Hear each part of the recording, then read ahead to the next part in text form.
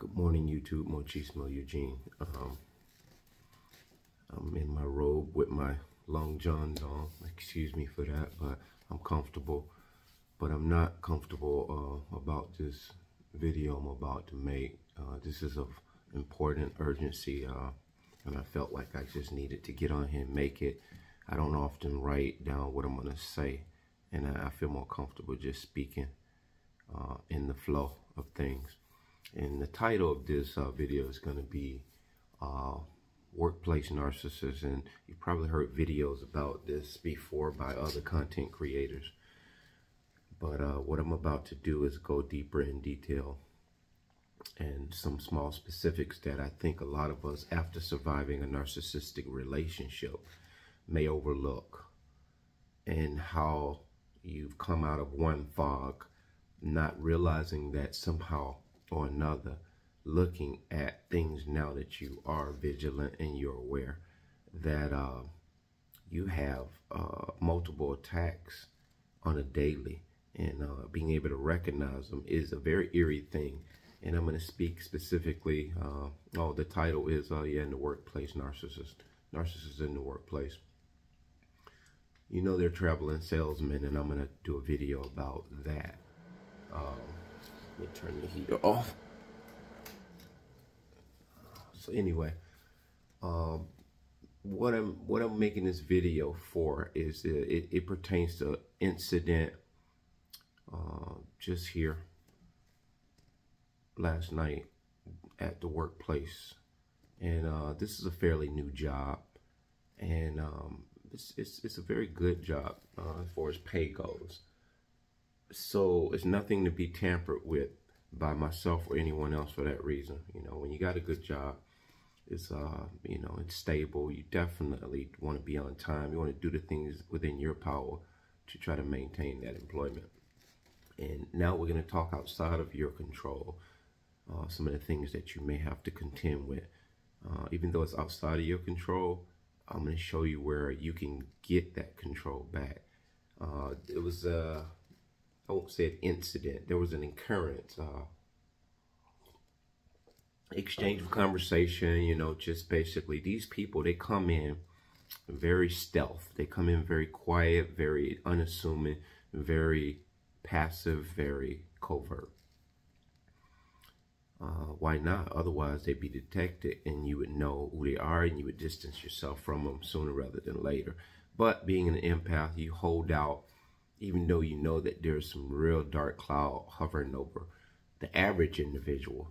And so you're that person. If you're like me, you want to be cordial.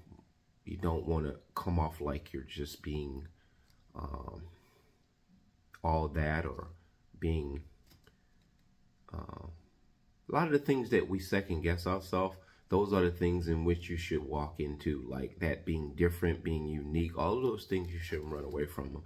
But my bigger point is, you go into a place and you become cordial. You just kind of want to feel yourself out, or feel the place out. So you come off with a little bit of you extend yourself to some degree, and you converse and you exchange conversations. That's my dog trying to torment the cat. Sorry for all the interruptions. But the thing is, you go into these workplace situations, and or any situation, you try to extend yourself on and on and on, and as things settle, and you present yourself in who you are, the light, you have this aura about yourself that you can't turn off. You can't not be who you are unless you fake it. But when you're authentic, this is what happens. The narcissist is taking note of this. They observe this from a distance. See, me as an empath, when I'm talking to someone, I'm actually observing my surroundings to a strong degree, but I'm not fixated on every single thing that's happening around me in the wrong way. Such is what a narcissist, when they are hyper vigilant, they're hyper vigilant for the kill. They can notice you from a distance, and you can be engaged with someone from afar off. They're having this record player playing in their head, like, who does he think he is? Who does she think they are? And so this is what you end up contending with as time goes on. That same person who comes along and they shower you with this, you'll know this is overt, but it's kind of edgy type of kindness. It's robotic. It just doesn't feel right. It doesn't fit right. You want to sit on my lap? Come on. It doesn't fit right. Come on. She wanted to sit with me, but I was trying to deter her. Okay. So anyway, you end up getting settled into your place of work, and all of a sudden, I'll give you the short of the story. It was about time. It was during the time to clock out. Everybody was about to get clocked out and go home and go their merry way. And all of a sudden, from a distance, or not even from a distance, from about a couple of feet away, I hear a guy. He says, "You're always talking. You talk all the time." And he had this very strong aggression with a deeper voice. And I looked off. He got my attention and looked away. And I continued to converse with the individual. Just nonchalant conversation. I think the napkin thing, the automatic napkin thing, wouldn't dispense napkins, so I was just making a joke to him, the guy that I asked to do it, who's a white guy. I say, "Hey man, I think this thing is biased. Put your hand in there." So we're just having a lighthearted conversation, and all of a sudden he said it one time, and he walks out of the bathroom against a wall near the line where people were trying to proceed to wait on the time clock, and he says it again. And in times past, this guy was someone who actually showed me a few of the ropes of the job, you know, showing me how things should go at the workplace. And as time went on, we began to, you know, just small talking, and I see he wanted to make jokes about certain things and just joking, and me, I can come back with a good joke or two. And so I had this thing where I would say, I'm not going to be specific about what I said, but it was just the thing that I would say, and he would say, just a lot of nonsense, you know, within reason. We would talk, and everything would just go on about his business. So you think, but the narcissist, or if there's a strong narcissistic personality disorder, well, I'll chalk it up to him being a narcissist. And by the way, when I first started there, I mentioned to him in specific that there was a behavior by an individual that no longer works there, that I believe had some strong narcissistic traits or propensities, and to which this individual say, oh yeah, he's sure. So therefore, the word got put out there, but none behold, he in fact got rubbed the wrong way. And this is what I did. I did this purposely because guess what? When you know that this person has the propensity to be a threat to you, then I wouldn't advise this to anyone to do, but what I did was, it was more or less anticipating an intuition that you have, anticipating, hey, I might as well get this out front because this person will realize I'm nothing to be reckoned with. So now we're fast forwarding to months later. I think this individual more than knows that I'm something to be reckoned with. The energy that is within me and us all who are well-meaning people, decent people, not perfect people, you draw the narcissist out of their hole.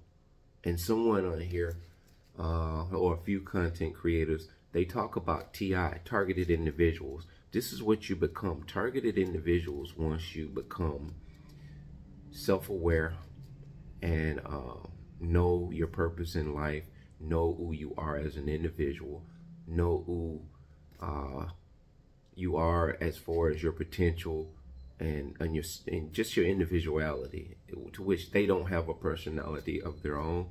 They're moving around and they're trying on everyone else's personality. So it's kind of like going to a shoe store. That's what a narcissist is. They're trying on all the shoes. They're never going to buy any of them. They just want to rock them, wear them for this occasion or that occasion. They use you for an occasion. So this guy specifically, look, I came home, and my bigger point from making this video, I came home, and for some reason, I just could not get, well, ain't for some reason, I just could not shake this situation or this incident. And so God shows me right now, this person is not only after your soul, it's not only after your welfare, he's after your financial stability. His whole premise is to see you removed from that job. And this is what narcissists will do, both intimate partners, and now I'm seeing, now that I'm awake 3 years strong, that these people will in fact sabotage your job. And his reasoning for being very loud and vocal, he pretty much interrupted my conversation, which was between me and another individual. No one else really truly gave a damn about what me and this guy was talking about, because everyone was in their own element. You had a few people walking by and just getting the hell out of the bathroom, doing what they got to do. It's a big bathroom, so it's not like we were holding anyone up. He came in, purposely said what he said. Oh, you always talking. You talk all the time. So my response should have been nothing, or my response, if it's going to be something, should have been I don't entertain dark energy, something to that effect. What does it matter to you? You seem to be bothered by that. You know, these are the answers or the replies you give a narcissist, because you've already injured them. They hate you. They don't like your presence. They don't like anything about you. When you showed up, it ruined their day. They don't even have to know you, to which this guy doesn't know me wholeheartedly. We've exchanged conversation. He seems to know some people that I know. But beyond that, there's no ties that we have. Never seen him in my life before this particular job. But that being said, God showed me where this individual is very much on the attack. He's very much in a pursuit to see me unemployed, out of work, busted, disgusted, saddened. And see, these are none of the things that he see. But from afar, these narcissists, they will look and become fixated on you because of just the well-meaning intentions that you have. So what do you say to that now? How do you proceed going forward with these individuals? How do you combat that? Well, I'm going to show you something. This is a video I'm making for two reasons. I'm getting the word out to people who may have a struggle with this at their workplace, and for two, documenting this as it transpires, because a lot of times we went through stuff and we wish we had documented it, either written, which we're encouraged to do when you're going through this crazy maze of madness, but to video and document this as it's happening. I think on the other end of this, being able to see exactly how this is going to play out, or at least presume how this should play out, if you're strong and if you set your boundaries and you keep your stance in silence, it'll work out for you. And that's what I'm hoping for with this situation. I really have no doubt that it won't work out. But I just want to share that with you guys to let you know that there is imminent danger at the place in which I work, to which I'm fairly new there. Have a pretty good rapport with my boss, my supervisor, and most of the people there I have a good rapport with. And I say most, about 95%, because there's a lot of narcissists everywhere you go, even at the workplace. There's just nowhere around it. And there's a strong content of those type of individuals at this workplace. And that goes without saying. It's the world. And it's getting more and more rampant as the days go on.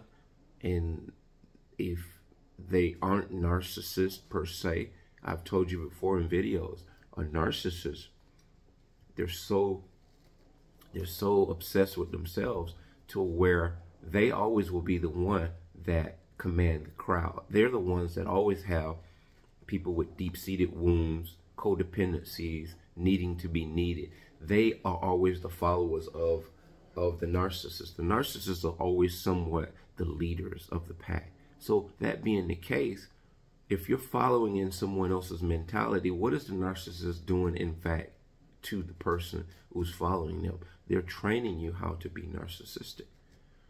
If the world at large isn't training us to be narcissistic, a narcissist will do it individually, collectively, what have you. So I'm going to shut the video off right here, but my whole point was narcissists at the workplace are, they'll come in like a typhoon, and they'll get up under you, like a word we used to use. They're just trying to get up under me. And they'll get up under you in a seemingly kind, nice way, and all of a sudden they'll go 180 degrees on you, leaving you with your mouth like